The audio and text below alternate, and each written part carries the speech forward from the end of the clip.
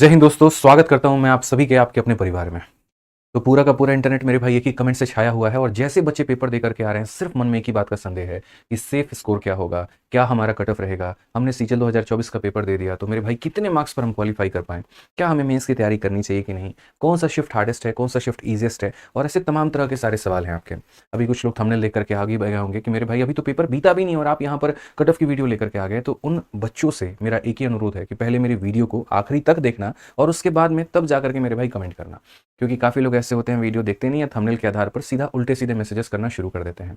तो मैं ये वीडियो अपने मन के शांति के लिए नहीं, आपके मन के शांति के लिए लेकर के आया हूं, ताकि जो आपका मन विचलित है, ठीक है, जो आधी अधूरी जानकारी आपको अलग अलग जगह से मिल रही है, उसके ऊपर मैं एक सटीक प्रमाण आपको मैं दे पाऊँ डेटा के साथ में, और तब आपको सही रास्ता मिले, सही गाइडेंस मिले, और तब उसके बाद में आप निश्चय कर पाओ कि आपको क्या करना चाहिए, क्या नहीं करना चाहिए। ठीक है, तो मेरे भाई शुरुआत करते हैं वीडियो की। वीडियो को शुरुआत करने से पहले अनुरोध करूंगा कि वीडियो को लाइक और चैनल को सब्सक्राइब जरूर कर दें। आइए चलिए, तो सबसे पहला यहाँ पर ये सवाल है कि सर अभी कट ऑफ की वीडियो आप क्यों लेकर के आ रहे हो। ठीक है, सिर्फ स्कोर क्या होगा ये सारी चीजें मैं बताऊंगा, वीडियो के एंड में बताऊंगा। ठीक है, तो अभी कट ऑफ की वीडियो क्यों लेकर के आ रहे हो, पेपर तो अभी खत्म भी नहीं हुआ है, तो कैसे ये आप गेस कर सकते हैं कि कट ऑफ कितना जाएगा और कितना नहीं जाएगा। तो मैं अभी गेस क्या करूंगा वो बाद की बात है, लेकिन उसके पहले अभी वीडियो लाने का जो रीजन है वो यहाँ पर ये है कि जिनका पेपर हो गया वो क्या करें। मैं एक स्टूडेंट हूँ, मैंने 9 तारीख का पेपर दे दिया और 9 तारीख के पेपर के अनुसार मेरे 120 बन रहे, 130 बन रहे, तो मुझे ये क्लैरिटी नहीं मिल पा रही है कि मुझे मेंस की तैयारी करनी चाहिए कि नहीं करनी चाहिए। कोई अगर मुझे क्लियर कर दे, कोई ट्रस्टेड एप्लीकेशन, ट्रस्टेड टीचर, कोई ट्रस्टेड प्लेटफॉर्म अगर मुझे बता दे तो मैं उस दिशा में मुड़ जाऊंगा। ठीक है, तो ये वीडियो मुख्यतः उन बच्चों के लिए है, इसीलिए मैंने कहा वीडियो को अंत तक देखोगे तो सही गाइडेंस और सही मार्गदर्शन मैं आपका कर पाऊंगा। ठीक है, तो सबसे पहले यहाँ पर बात करते हैं कि सर कितने तरह के सवाल घूम रहे हैं। तो पहला सवाल ये आ रहा है कि 120 आ रहा है तो क्या मैं मेंस की तैयारी करूं। दूसरा सवाल कट ऑफ को लेकर के आ रहा है कि यहाँ पर हमारा कट ऑफ कितना होगा।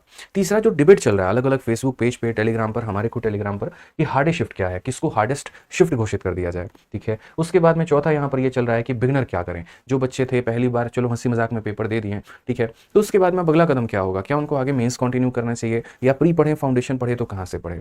और लास्ट क्वेश्चन है मेरे भाई कि लास्ट अटेम्प्ट वाले क्या करें। मैंने कमेंट पढ़ा एक वीडियो के अंदर में लिखा हुआ था कि मेरा तो लास्ट अटेम्प्ट है, होना ना होना बात की बात है, बट मैं क्या करूं मुझे ये बताओ। तो ऐसी तमाम जानकारी, तमाम सवालों के जवाब आपको इस वीडियो में मिलने वाले हैं। ठीक है, और इसी वजह से आपके इन क्वेश्चंस के माध्यम से मेरे भाई जो पूरा इंटरनेट पर माहौल क्या हो रखा है, अलग अलग चैनल पर, अलग अलग जगह पर लोग पढ़ना और पढ़ाना दोनों छोड़ चुके हैं और सिर्फ खेला हो रहा है तो एनालिसिस का और कट ऑफ का। जिनका पेपर बीत गया वो कट ऑफ की वीडियो तलाश कर रहे हैं, और जिनका पेपर है मेरे भाई वो यहाँ पर एनालिसिस खेल रहे हैं। ये तो एसएससी की तरफ से बंद हो चुका है, लेकिन कुछ लोग ऐसे हैं जिनकी आत्मा को तृप्ति नहीं मिल रही है, उनको अपने व्यूज से मतलब है, चाहे दुनियादारी जाए भाड़ में, बच्चों का भविष्य जाए भाड़ में, फर्क नहीं पड़ता है जी, हमारा धंधा चलता रहना चाहिए, हमारी दुकान बंद ना रहे, तो वो अभी बीच में लगे पड़े हैं। ठीक है, सही क्या है गलत क्या है कोई फर्क नहीं पड़ता। टीचर्स इतने सारे इसका विरोध किया, लेकिन उनको अपनी सेटिस्फेक्शन चाहिए, नाम बदल बदल करके कर रहे हैं, तो मैं इसके बारे में भाई कुछ भी नहीं बोलूंगा, मैं ऑनेस्टली बता रहा हूँ। ठीक है, मुझे लगता है यहाँ पर कि आप लोग समझदार हो, आप लोगों को चीज़ें अच्छी तरीके से पता है क्या गलत है क्या सही है। ठीक है, तो आप लोग खुद ही डिसाइड कर लेना इसके ऊपर में, मैं कोई नहीं डिसाइड करने वाला। दूसरी बात हम यहाँ पर कहते हैं कट ऑफ को लेकर के। ठीक है, जो बच्चे पेपर दे चुके हैं तो उनको इंतजार है कट ऑफ का। तो ऐसे काफी सारे उल्टे सीधे वीडियोस हैं, 10,000 सब्सक्राइबर जिनके हैं, ठीक है, पढ़ा कुछ भी नहीं रहे हैं, कट ऑफ के ऊपर में पूरा ज्ञान दे रहे हैं। भाई पेपर से कोई मतलब नहीं है, उनको ये पूछ दो ना प्री में जो है पेपर क्वालिफाइंग है कि नहीं है, मेंस में तुम्हारा इंग्लिश में कितने क्वेश्चन आते हैं वो बता नहीं पाएंगे, लेकिन कट ऑफ के ऊपर में वीडियो जरूर बना रहे हैं। इसमें क्या हो रहा है, काफी सारे बच्चे मिसगाइड हो रहे हैं। अलग अलग जगह पर डिबेट चल रहा है इजीएस्ट और हार्डेस्ट का, जिसका मेरे भाई पेपर थोड़ा बेकार चला गया तो वो जबरदस्ती का माहौल क्रिएट करने की कोशिश कर रहा है कि मैं ऐसा इंटरनेट पर बना दूं कि मेरा शिफ्ट सबसे हार्डेस्ट हो जाए। ठीक है, और उसके बाद में मुझे ज्यादा नॉर्मलाइजेशन हो। अब बोलोगे आपको कैसे पता, रहे बाबू हम भी पेपर देखे हैं, जिस रास्ते पे तुम अभी चल रहे हो वहां से पूरा पूरा सफलता हम प्राप्त कर चुके हैं, जिस पेपर की तैयारी कर रहे हो उसको 2-3 बार निकाल के छोड़ चुके हैं। ठीक है, तो इसीलिए हमको पूरा माहौल पता होता है यहाँ पर इंसान क्या करता है क्या नहीं। हमने भी अपने पेपर को पूरी सबसे टफेस्ट जो है घोषित करने में पूरी जोर लगा दी थी। ठीक है, तो ऐसा नहीं है, आप गलत नहीं है इस चक्कर में यहाँ पे। अब रियलिटी चेक की थोड़ी सी बात करते हैं कि रियलिटी चेक इस बार का है क्या। सबसे पहला आप पोस्ट देखो, कितने पोस्ट है आपके पास में, तो 17,727, और इसके लिए लगभग फॉर्म कितने भरे गए हैं, तो 34 से 35 लाख लोगों ने फॉर्म भरा है।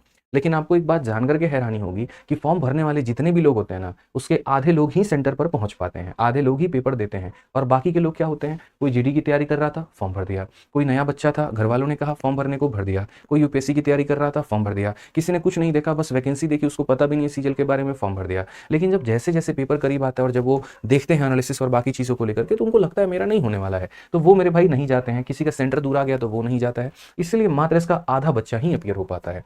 और ये भी आपका कंपटीशन नहीं है। 16-17 लाख में यहाँ पर रियल कंपटीशन क्या है, तो ये 2 लाख जिनका प्री निकल रहा होता है, ठीक है। बच्चे यहाँ पर भरते हैं 35 लाख, पेपर देने जाते हैं 16 लाख, और उसके बाद में क्वालिफाई करने वाले कितने होते हैं, तो लगभग 2 लाख के करीब में बच्चे होते हैं। इतने बच्चे क्वालिफाई पेपर को करते हैं और तब मेंस के लिए जा रहे होते हैं। अब इसमें मैं आपको थोड़ा सा पीछे का भी इतिहास अगर दिखाऊं तो 2021 का थोड़ा इतिहास देखते हैं। 7,686 वैकेंसी में 20 लाख फॉर्म गए थे और उसके आधे से भी कम लोग यहाँ पर पेपर देने गए थे। टीयर 1 की बात कर रहा हूँ। 22 में 37,000 वैकेंसी में 35 लाख के करीब में फॉर्म गिरा हुआ था और उसके आधे से भी कम लोग जो है पेपर देने गए थे। वही माहौल 23 में भी रहे और वही माहौल मेरे भाई इस बार 24 में भी रहने वाला है, ठीक है। क्योंकि 24 का पेपर पूरा बीता नहीं है, बट इस ट्रेंड के आधार पर मैं आपसे ये बात कर रहा हूँ, ये बात मैं आपको बोलने जा रहा हूँ। तो पेपर तो लगभग अटेंडेंस जो लगने वाली है वो 50% से कम ही लगने वाली है, ठीक है। फिर उसके बाद में आपके मन में ये भी सवाल हो रहा होगा कि ठीक है, सारी बातें साइड करिए, हमको ये बताइए कट ऑफ हमारा कितना है। तो मैंने कहा ना, कट ऑफ मैं संपूर्ण बताऊंगा, बढ़िया बताऊंगा, बिल्कुल सही बताऊंगा, टेंशन मतलब। सबसे पहली बात यहाँ पर ये करते हैं कि कट ऑफ जो होता है वो डिसाइड किसके ऊपर में होता है। क्या मेरे बोलने से कट ऑफ डिसाइड हो जाएगा मेरे भाई? तो ऐसा नहीं है। सबसे पहले कट ऑफ को डिसाइड करती है वैकेंसी, कि जिस साल कट ऑफ आ रही है उस साल वैकेंसी कितनी है, ठीक है। दूसरा बात यहाँ पर ये होता है पेपर का लेवल क्या है, क्या उस साल के पेपर थोड़े अच्छे आए थे या फिर पेपर जो है काफ़ी सस्ता पूछा गया। जैसे अगर आप देखोगे तो यूपी कांस्टेबल का जो री एग्जाम हुआ उनके पेपर काफ़ी अच्छे थे, तो वहां पर कट ऑफ के लो जाने की संभावना है। तो जब जब पेपर में क्वेश्चंस अच्छे लेवल के आते हैं तब तब कट ऑफ जो है वहां पर लो जाता है, ठीक है। तीसरी जो संभावना है वो नॉर्मलाइजेशन कितना हुआ है। कई बार ऐसा हुआ कि नॉर्मलाइजेशन इस हद तक कर दिया गया, ठीक है, कि कट ऑफ बहुत आसमान छू करके भाग गई। जैसे एक बार अगर आप बात करोगे 2019 मेंस की अगर हम बात करें, 18 तारीख का पेपर था और काफी ऐसे बच्चे थे मेंस में 200 में 200 लेकर के आए, तो वहां कट ऑफ तो ऊपर जाना ही जाना है। तो एक केस के आधार पर हम बाकी हर एक साल की तुलना नहीं कर सकते। कुछ यहाँ पर क्या कर रहे हैं, इतनी वैकेंसी थी तो इतना कट ऑफ था, तो चलो वहां पर गणित लगा देते हैं, रेशियो का कंसेप्ट, इतनी वैकेंसी पर अब इतना कट ऑफ होगा। ऐसा नहीं है, अकेला एक वैकेंसी डिसाइडिंग फैक्टर नहीं है। आप वैकेंसी के आधार पर बता सकते हैं, लेकिन अगर आप बच्चों को गुमराह कर रहे हैं अभी यहाँ पर कट ऑफ के नाम पर, तो बहुत बड़ा धोखा है। क्योंकि पेपर जब तक खत्म नहीं होगा कोई इस बात को ये नहीं कह सकता है यहाँ पर कि पेपर का लेवल क्या था और क्या नहीं था। 4-5 शिफ्ट के करने के आधार पर अगर कोई मेरे भाई मास्टर ये बोल रहा है पेपर बहुत हलवा था, मैं एक बात कहता हूँ, उन मास्टर साहब से अनुरोध करता हूँ कि वो आज तक जीवन में अगर कोई सरकारी नौकरी निकाले हो तो अपना मार्कशीट ला करके दिखा दें। ऐसी बातें मेरे भाई बेतुकी वही इंसान करके आता है यूट्यूब पर, जिसको मेरे भाई कभी कोई पेपर देने का नॉलेज नहीं है, जिसने जीवन में कभी कोई एमटीएस तक की परीक्षा भी नहीं निकाली है, उसको यहाँ पर हलवा लिखने का बड़ा शौक हो जाता है। और ऐसे में बच्चों को दिक्कत क्या आती है, एक बच्चा कितना नर्वस हो गया सोचो यार, पेपर दे करके आया, कहाँ पर वो मेंटली अच्छे स्टेबल होकर के मेंटल स्टेट के साथ में वो मेंस की तैयारी कर सकता था। जैसे सेंटर के बाहर निकला हलवा पेपर, दिमाग खराब भाई वहां पे। उसको फिर ये लगता है ससुरा मेरा पेपर कैसे इतना खराब हो गया, अब मैं जीवन में क्या करूंगा। जब तक पेपर का कट ऑफ नहीं आता है ना भाई, वो तब तक डिप्रेशन में होता है। मैंने ये फेस किया है, मैंने खुद फेस किया है। जब मेरा प्री का पेपर था, मेरे मॉक में 170 बनते थे और मेरे प्री के पेपर में मेरे 125 नंबर का मैं अटेम्प्ट करके आया था और मुझे लगा यार मेरा क्या होगा, मेरा तो पूरा भविष्य खत्म हो गया, मेरा सारा अंधकार में चला गया। लोग आसान पेपर बता रहे हैं, किसी से पूछो हाँ भाई मैं तो 80 करके आया हूँ, किसी दूसरे से पूछा मैं 85 करके आया हूँ। क्योंकि लोग अपनी कमियां थोड़ी बताएंगे यार, जो है सो वैसे बता रहे, मैं अपने आप को नालायक मान करके चल रहा हूं वहां पे। और बाद में जिस दिन मेरे भाई आंसर की आती है पता चलता है 10 सवाल मेरे शिफ्ट में गलत थे और ऊपर से सबसे हार्डेस्ट शिफ्ट था। अब जब तक मैं चैन की सांस लेता पूरा माहौल पूरी काया पलट बदल चुकी थी। जिस दोस्त ने मेरे से ये कहा मैं 80 करके आया था, मैंने पूछा कहा भाई तुक्के तुक्के में मैंने मार दिया था, मैंने ऐसे ही बोल दिया तुम्हें तो, ठीक है। तो ये एक समझिए इस बात को लेकर के, इसकी कोई प्रमाण नहीं है, कोई यहाँ पर किसी के बात पर आपको विश्वास करने की जरूरत नहीं है। एक रियल कैंडिडेट, सच्चा कैंडिडेट जिसने पेपर दिया है, जो शिक्षक भी है जिसने पेपर को मेरे भाई निकाला है, वो इस बात की गंभीरता को समझता है, ठीक है। और वो समझता है तो वो कभी ऐसे फर्जी बातें नहीं करेगा। मैं आपसे ये बातें बोल रहा हूँ भाई, ठीक है। तो वास्तविकता पे आपको जीना है और फर्जी बातों पर नहीं जीना है। अब बात आती है यहाँ पर कि कितने केस हमारे पास में पॉसिबल हो सकते हैं कट ऑफ को लेकर के। तो देखिए 4 केसेस पॉसिबल है।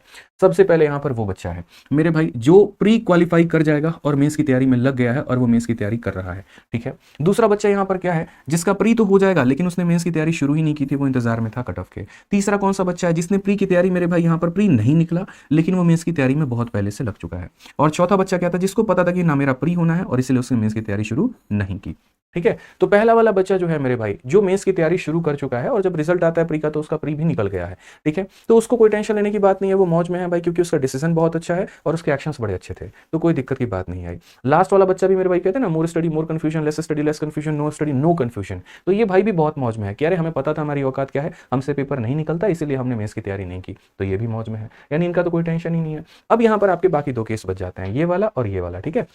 अब इस वाले केस में क्या है, किसी बच्चे ने प्री नहीं दिया मानो, या मानो किसी बच्चे ने मेंस की तैयारी शुरू कर दी और उसका प्री नहीं निकलता। मैं वो बच्चा हूं, मैं अभी से लग गया मेंस की तैयारी में, सारे सब्जेक्ट मेरे भाई पढ़ रहा हूं और उसके बाद में मेरा प्री नहीं निकलता है, तो क्या मेरा नुकसान होगा? कैसे नुकसान होगा जरा ये समझो, ठीक है भाई। मेंस में भी तो वही 4 सब्जेक्ट आने हैं जो तुम्हारे प्री में आए थे, वही मैथ है, वही इंग्लिश है, वही रीजनिंग है और वही जीएस है। तो ऐसा तो है नहीं तुमने कुछ ऐसा एक्स्ट्रा पढ़ लिया जो मेरे भाई तुम्हारे प्री में नहीं था, तो नुकसान कहां पर हुआ? क्या ऐसा है कि यहाँ का मैथ्स का चैप्टर कुछ और है, यहाँ का मैथ्स का चैप्टर कुछ और है? क्या तुमने जो टाइपिंग की शुरुआत कर दी थी मेंस के लिए, ऐसा तो नहीं है मेरे भाई वो टाइपिंग चीटिंग तुम्हारा जीवन बर्बाद करके चली गई, तो नुकसान तो बिल्कुल भी नहीं हुआ ना मेंस की तैयारी करने में। इनफैक्ट आपकी चीजें और ज्यादा क्लियर हो गई, तो यानी इस बच्चे का भी नुकसान मेरे भाई नहीं है, इसके लिए भी सही है। अब लास्ट वाला बच्चा जो कि सबसे ज्यादा बच्चे इस कैटेगरी में आते हैं, अरे गुरुजी हमको तो लगा था हमारा नहीं होगा, लेकिन पता चला हमारा प्री हो गया और हम तो मेंस की तैयारी में रह गए, और पूरा इंटरनेट पर जो बच्चा घूम रहा है ना वो यही वाला है, ठीक है, उसको क्लैरिटी नहीं मिल रही है। भाई मेरी एक बात समझो, यहाँ पर आपको क्या करना चाहिए, ये वाले बच्चों का मेरे पास में सबसे बढ़िया समाधान है, मैं आपको बताऊंगा, उसके बाद में आपके रास्ते खुद क्लियर हो जाएंगे। इन बच्चों को क्या करना चाहिए मैं आपको बताता हूँ। सबसे पहले जिन बच्चों का पेपर हो चुका है और उनको अभी डिसाइड नहीं कर पा रहे हैं वो कि मुझे यहाँ पर कट ऑफ कितनी जाएगी, मुझे पढ़ना है, मेंस का तैयारी करना है नहीं करना है, उनके लिए सबसे पहला कदम बता रहा हूँ भाई। आप प्री का पेपर दे करके आ चुके हो, तो सबसे पहला काम आप ये करो कि जो प्री में आपसे गलतियां हुई, जैसे आपको ये समझ में नहीं आ रहा था कि यार ये जीएस पूछा कहाँ से जा रहा था, कौन से टॉपिक से पूछा जा रहा था, कौन सी किताब से पूछा जा रहा था, मैंने तो इसके ऊपर में पढ़ा नहीं, तो दोस्त यहाँ पर अपने वो सारे के सारे टॉपिक्स निकालो और उसके ऊपर में अपनी पढ़ाई शुरू कर दो, क्योंकि वो तुम्हारा प्री में भी काम आना है इस साल भी और अगले साल भी, मेंस में भी काम आना है इस साल भी और अगले साल भी। तो एक कॉपी लो, नोट बनाओ और उसके ऊपर में उनके ऊपर में एनालिसिस करके उसके ऊपर में काम करना शुरू कर दो, ठीक है। दूसरा यहाँ पर जो तुम्हारे आधे अधूरे टॉपिक छूट गए हैं, किसी ने मानो ज्योमेट्री नहीं पढ़ा, किसी ने वॉइस एंड नरेशन नहीं पढ़ा, किसी ने क्लोजर्स नहीं पढ़ा, किसी ने मानो फोक डांस नहीं पढ़े, तो भाई आप उन टॉपिक्स को पढ़ना शुरू कर दीजिए, इस बात को समझिए, क्योंकि वो फिर वही बात है, प्री में भी काम आना है, मेंस में भी काम आना है, ठीक है। तीसरा मैं आपको बता दूं, प्री का रैंक दोस्त कभी भी डिसाइड नहीं करता कि फाइनल रिजल्ट क्या होगा। मेरे टाइम पर मैं आपको बता रहा हूं, बहुत हवा उस समय निकली हुई थी, प्री मेंस लड़के का रैंक 1 है और मेंस में जाते जाते उसका अस्तित्व भी पता नहीं चला कि कौन सा डिपार्टमेंट उसको मिला है। एक बार का ये भी बात मैं आपको बता दे रहा हूं, एक रैंक 1 स्टूडेंट मेरे भाई जो कि प्री में रैंक 1 लेकर के और वो आज 2600 ग्रेड पेपर नौकरी कर रहा है। तो प्री का रैंक कभी भी डिसाइडिंग फैक्टर हो ही नहीं सकते कि मेंस में आपका क्या होने वाला और क्या नहीं होने वाला है। तो इसके आधार पर तो बिल्कुल भी मत जाना। कई ऐसे बच्चे जिनके इंटरव्यू में ले चुका हूं, ठीक है, उन्होंने अपनी स्टोरी बताई, सर 2 नंबर से हमने प्री क्वालिफाई किया था लेकिन मेंस में पूरी जी जान लगा दी, डबल ए का पोस्ट लेकर के चले गए, ठीक है। तो ये मेरे भाई अलग कहानी हो जाती है, इसलिए आप इसके ऊपर में डिपेंडेंट मत रहिए। चौथा, आप अभी टाइपिंग करना शुरू कर सकते हैं, क्यों? क्योंकि जितना आप टाइपिंग पर फोकस करोगे आपका मेरे भाई एक्स्ट्रा टाइम उतना बचेगा, और बचेगा तो उसके ऊपर में अपना सब्जेक्ट पढ़ोगे। आप कंप्यूटर की मेरे भाई तैयारी शुरू कर सकते हो यहाँ पे, ठीक है, और उसके बाद में एक डायरी बना करके अपना पूरा टाइम टेबल बना सकते हो, अपना पूरा रूटीन बना सकते हो, और जो तुम्हारे टॉपिक्स यहाँ पर छूटे हुए हैं, ठीक है, अगर आप डाइसी हो अपने सिचुएशन को लेकर के कि यार मेरा होगा नहीं होगा, क्या होगा क्या नहीं होगा, तो ये चीजें करो ना, इसके ऊपर में फोकस करो, पूरा का पूरा टाइपिंग करना शुरू करो, कंप्यूटर का पढ़ाई शुरू कर दो भाई, कमियों के ऊपर में काम करो, क्योंकि ये ऐसी चीज है जो प्री प्लस मेंस दोनों में काम आना है, आना ही आना है भाई, मैं आपको ये बात बता रहा हूं, ठीक है। तो 11 तारीख के पेपर का शायद फर्स्ट शिफ्ट को बच्चे जो है वो टफ बता रहे हैं, ठीक है, तो मैं आपको अभी बिल्कुल भी अपने तरफ से कोई श्योरिटी नहीं दूंगा, क्योंकि अभी तक के आधार पर जो है वो बिल्कुल क्लैरिटी नहीं हो सकती है जब तक पूरी आंसर की ना आ जाए, जब तक हम लोग खुद प्रमाणित ना करें। बाकी ये भी सवाल जो सबसे पहला रहा कि सर कट ऑफ कितना जाएगा, देखो मैं कट ऑफ के बारे में कोई अंदाजा नहीं लगा सकता हूं, लेकिन एक शिक्षक होने के नाते जैसे मैंने माहौल देखे वहां पर यह कह सकता हूं कि जितने भी बच्चे हैं भाई, इनके अगर 125 प्लस या 130 प्लस मानो लेकर के आ रहे हैं यहाँ पर, ठीक है, मैं 130 ही बोल देता हूँ, क्योंकि यार कल के दिन तुम लोग मेरी स्क्रीनशॉट वायरल कर दोगे, बोलोगे मास्टर साहब ने 130 का कट ऑफ बताया था। हम कट ऑफ नहीं बता रहे हैं, हम बस ये कह रहे हैं कि जितने भी बच्चे हैं जिनका इससे मेरे भाई ज्यादा आ रहा है तो वो आराम से तैयारी करना शुरू कर दें। अब इसमें कोई बच्चा दिल पे लेके बैठ जाएगा हमारा 128 हुआ तो क्या होगा, 125 हुआ तो क्या होगा, अरे भाई क्या पता तुम्हारे 125 आए और जबरदस्त नॉर्मलाइजेशन मिल गया और उसके बाद में तुम आगे बढ़ गए। तो इसलिए कोई भी टीचर बड़ा परहेज करता है यार बताने से, क्योंकि है ना, ट्रोल करने वालों की कमी नहीं है किसी भी बात को लेकर के कि नहीं उन्होंने तो इतना बताया। कोई तुम्हारे भले में 15 मिनट बोल चुका है लेकिन उस बात की कोई वैल्यू नहीं होगी, आखिरी की उस 1 मिनट पर आकर के उस बात को उसकी खिंचाई करोगे। तो मैं यार ऐसा एक पॉइंट आ जाता है ना, किसी भी इंसान के लिए धर्म संकट बन जाता है, बताएं तो भी सुने और ना बताएं तो भी सुने। अब बात यहां पर यह है, देखो किसी के 130 से ऊपर आ रहे हैं वो रिलैक्स हो गया, सर ने कहा है हो जाएगा, कोई दिक्कत नहीं, लग गया मैं इसमें, और किसी का मानो 128 125 आ रहा है वो डाउटफुल हो जाएगा, अरे यार मेरा तो नहीं होने वाला है तो खराब हो जाएगा। भाई मैं कहने को 120 भी कह सकता हूँ, 125 भी कह सकता हूँ, 130 भी कह सकता हूँ, बट बात मैंने क्यों कही 130, क्योंकि मुझे ऐसा लगता है, मेरा पर्सनल ओपिनियन ऐसा है कि इसके बाद वाले सारे के सारे सेफ जोन में है, वैकेंसी को देखते हुए, पेपर को लेवल को देखते हुए, और जिनके इससे कम आ रहे हैं ऐसा नहीं है कि उनका सिलेक्शन नहीं होगा, हो सकता है क्या पता कट ऑफ और नीचे चली जाए, लेकिन हाँ ये है कि आप थोड़ी और मेहनत में अपने लगे रहो, कमी अपनी तरफ से कुछ भी मत करो, मेंस में आप फोड़ दोगे, ठीक है।